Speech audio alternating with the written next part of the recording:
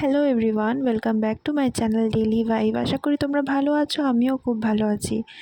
এখন বর্ষাকালের ওয়েদার, তো সকালটা দেখে মনেই হচ্ছে না এটা সকালবেলায়, দেখো। তাই জন্য হঠাৎ করে পরে কিছুক্ষণ বাদেই দেখছি আবার ঝরঝর করে বৃষ্টি নামিয়েছে। তো এই ঝরঝরে বৃষ্টির সময় কার মনে হয় বলো একটু নর্মাল খাবার দাবার খেতে? মনে হয় না একটু আলাদা রকম খাই? সেই রকমই আমাদেরও মনে হয়েছে, জানো তো।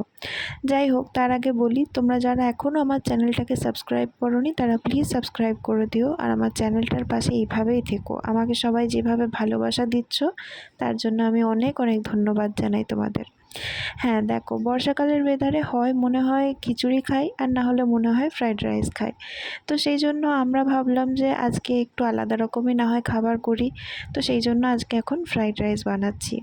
আমি ফ্রাইড রাইসটা যেরকম কড়াইতে যদি বানানো হয়, যেমন 2 কাপ চাল দিলে মানে ডাবল জল দিতে হয়, আমি ওইভাবে এখন বানাই না, নর্মালভাবে বানাই আলাদা রকমভাবে। অন্য একদিন তোমাদের সাথে আমি শেয়ার করব পুরো রেসিপিটা।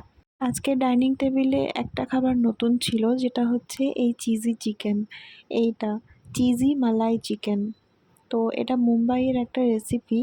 তো এই শেফটা বানিয়েছে। আমি তোমাদেরকে পরে একদিন এইটার রেসিপি শেয়ার করব।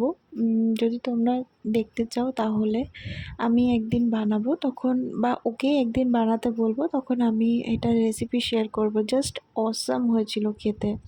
আর এই যে দেখো, বাটার নান, পোলাও আর বাটার চিকেন দিয়েছিল, সেটা পাশের বাড়ির আন্টি দিয়েছিল।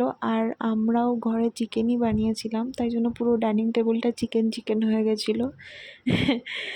জাস্ট আজকের মানে খাবারটা পুরো জমে গেছিলো। যাই বলো, বৃষ্টির ওয়েদারে এরকম খাবার মানে কিছু বলা যায় না। আর দেখো, তোমাদেরকে বললাম না ফ্রাইড রাইসটা আমি আলাদা রকমভাবে বানিয়েছি, কিন্তু দেখো চালটা একদম ঝুরঝুরেই হয়েছে ভাতটা। তো আমি কারি পাতা দিয়ে দিয়েছিলাম যাতে ফ্লেভারটা আরও একটু টেস্টি হয়। দেখো, কোনো জিনিস কতটা কম দাম কতটা বেশি দাম সেটা ম্যাটার করে না, তাই না বলো? কিন্তু সেটা তুমি কিভাবে পাচ্ছ সেটা অ্যাকচুয়ালি ম্যাটার করে। আর তার উপর যদি সেটা তোমার অনেক দিনের ইচ্ছা বা স্বপ্ন হয়ে থাকে, তাহলে তো কোনো মানে বলারই নেই কিছু।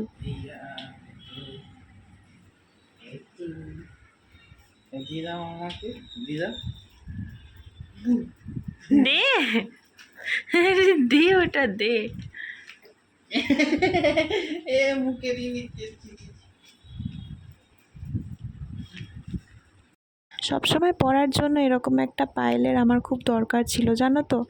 তো আমার একটা মোটা চওড়া পায়েল আছে, সেটা বিয়ের সময় মা দিয়েছিল। তো কিন্তু এরকম পায়েল ছিল না যেটা সবসময় পরতে পারি। তো এটা ডিজাইনটা তোমাদের কেমন লাগলো আমাকে জানিও। আর আজকের ব্লগটা আমি এখানেই শেষ করছি। তোমরা সবাই ভালো থেকো, সুস্থ থেকো, সবাইকে ভালো রেখো। আর আমার এই ছোট্ট দুষ্টু ছেলেটাকে সবাই ভালোবাসা দিও। Thank you.